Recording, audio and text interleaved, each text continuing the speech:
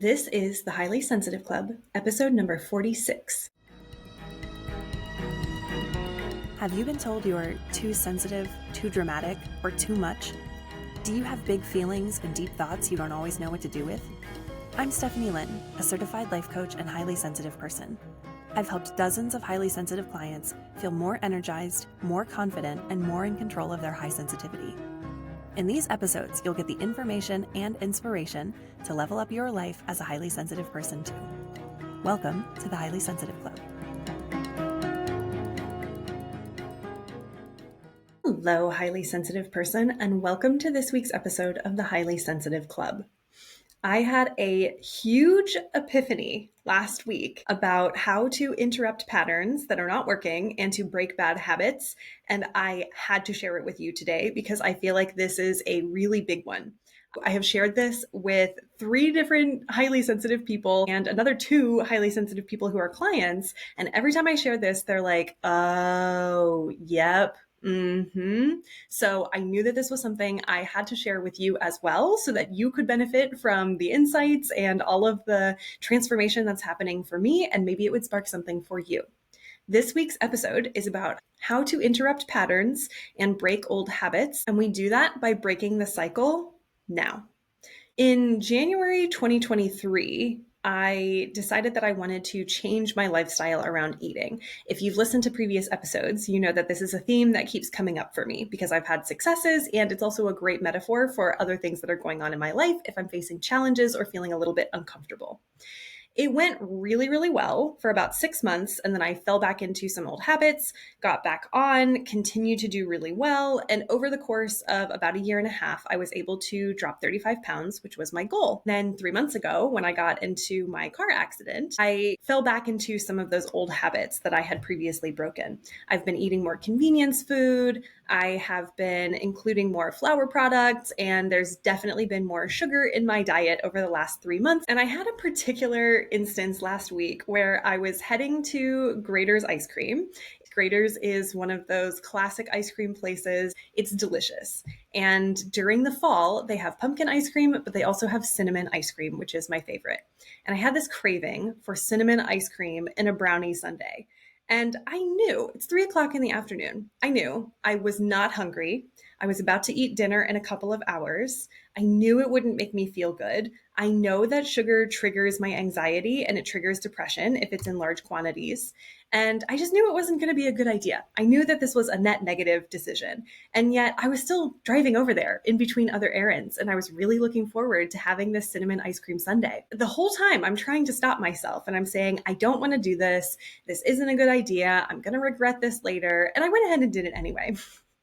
And the next day I was processing this and I thought, what was it that made me continue to go to get the ice cream, even though I have all of these very legitimate reasons why I didn't want to do it?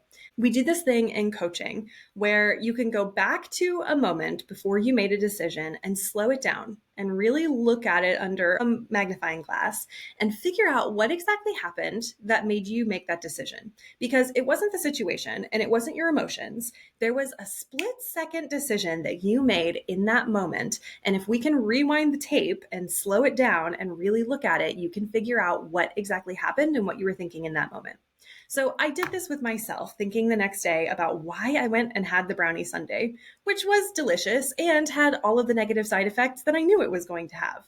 I felt full, I didn't sleep well, my moods were erratic for the rest of the day, and I did not enjoy my dinner as much because I had already eaten 2 hours previously and I was not hungry. As I'm slowing down and thinking through what happened, I realized that the thought that I had is, I'm going to go ahead and do it now because I want to, and then I'll do better next time.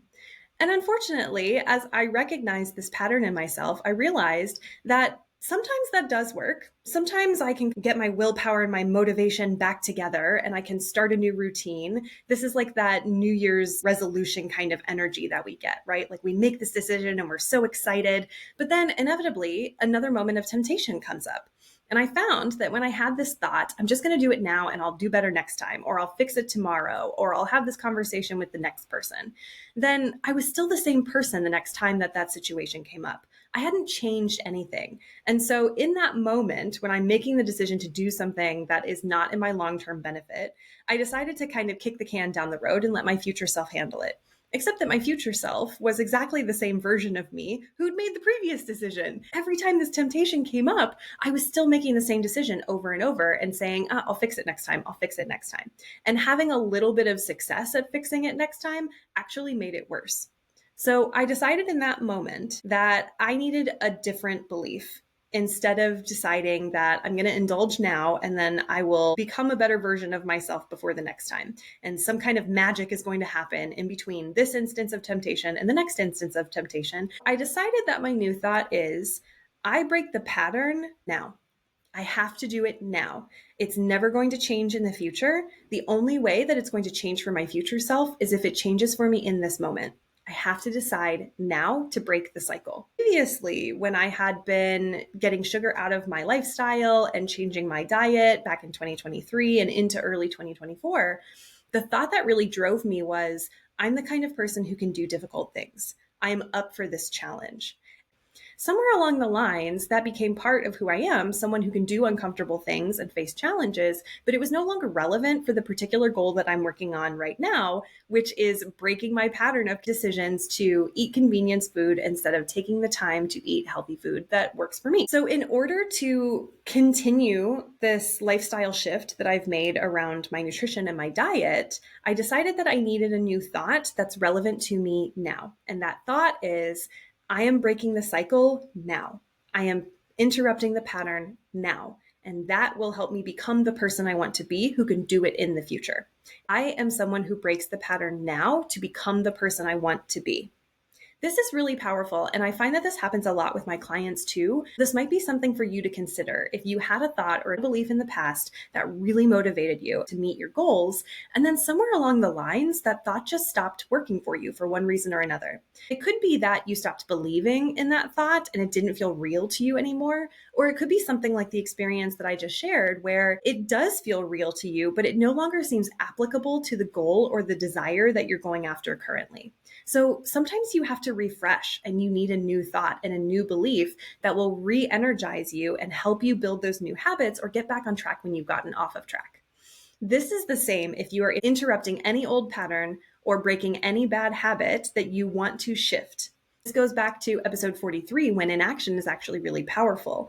It all starts with this belief that is so powerful that it stops you from doing something you don't want to do in order to do something that you do want to do that has a net positive effect in your life. The most successful habit changes and the most successful transformations that we have in our lives actually have an entire collection of new thoughts and new beliefs behind them that all contribute to the overall expression of the actions and the behaviors that you're creating in your day-to-day life.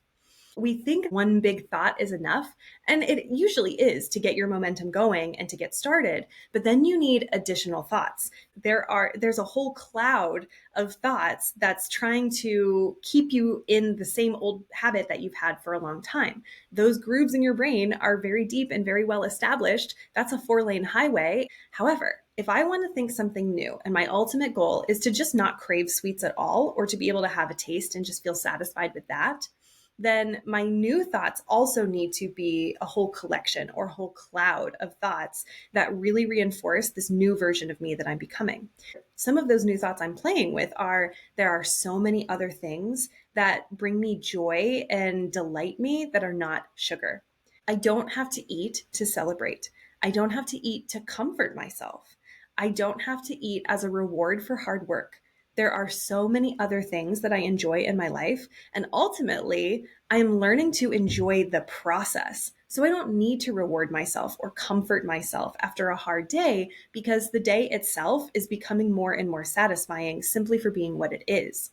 I don't need to lean on sugar as a crutch to make me feel a certain way, because I am sitting with my emotions.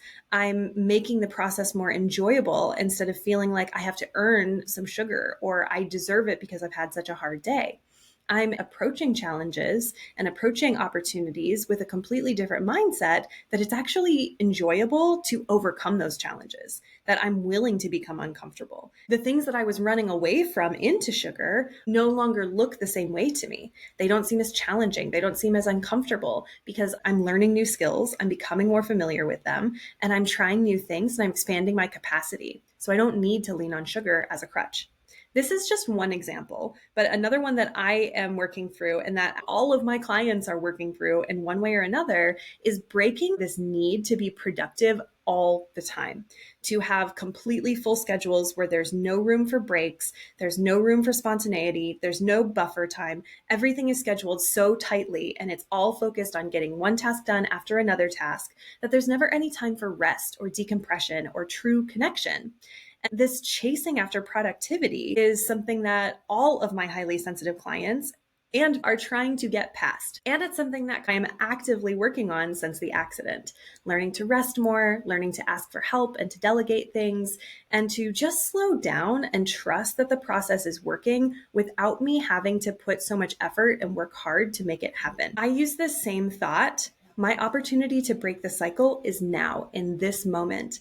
Anytime I feel like I should be on social media more, anytime I feel like I should be creating emails every single day, every time I feel like I should be making an offer to someone, or I should be going out, I should be exercising, I should be meal planning, I should. Anytime there's a should, this is my opportunity to break that cycle. And so it works in my health with my nutrition. It works in my career with my productivity. And this can even work for you in your relationships or your hobbies. Or maybe you have some money stories or some time stories, some habits around those areas of your life where you know these patterns are not working for you. These are not behaviors you want to continue. And you're kicking the can down the road, expecting your future self to be a different version of you. This might be really powerful for you in whatever area feels challenging, to be able to tell yourself that now is the opportunity for you to change who you're being. Now is your opportunity to become the person who overcomes those challenges. We think that the destination is when we're going to be the person we want to be. And it's actually the opposite. This sounds very counterintuitive. By being the person that we want to be now, the destination or the end goal just becomes part of the process. By the time you get to it, you've already become the person you wanted to be. And it's very exciting to get there, but it doesn't necessarily mean that anything's really different. You've already become that person. You've already taken the step to make the end goal inevitable. This is exactly that moment. You have to be the person who breaks the cycle before you can break the cycle. I hope that this episode sparked some new insights for you, because this is the key to interrupting your patterns and to breaking bad habits that no longer serve you. You have to be able to break the cycle now. It can't be in the future. It can't be down the road. You're not going to become some magical person who suddenly has no problem overcoming these challenges. You become that person by overcoming the challenge now. You can apply this to any area of your life, whether that's your health, whether that's your relationships, whether it's your career, your finances, your time. If you're struggling with productivity, you can apply it to everything. If this is intriguing for you and you want to be able to do this as well, you want to be able to slow down and really use a magnifying glass to pinpoint those moments when you are doing something that creates a net negative effect in your life, I would love to help you. Go to stephanielinn.com, that's Linn, and book a call. This will be one of the most transformative conversations you have all year. You are going to walk away with so much clarity. That's the one thing I hear after every consultation call is, wow, I never thought of it that way. Or wow, I feel so much clearer now. This could be you on the other side of this conversation. And as someone who is also a highly sensitive person, who is a certified professional coach, and who is constantly working on my own things, as well as supporting my clients and other highly sensitive people in my life, I would love to help you break these old patterns. And this is the first step. Get your buns over to stephanielinn.com and book a consultation call so that we can get started. Thank you so much for listening, and I will see you on next week's episode. Thanks for listening. If you're ready to take what you learned today to the next level, head over to stephanielinn, that's Linn.com, and book a consultation call to get started.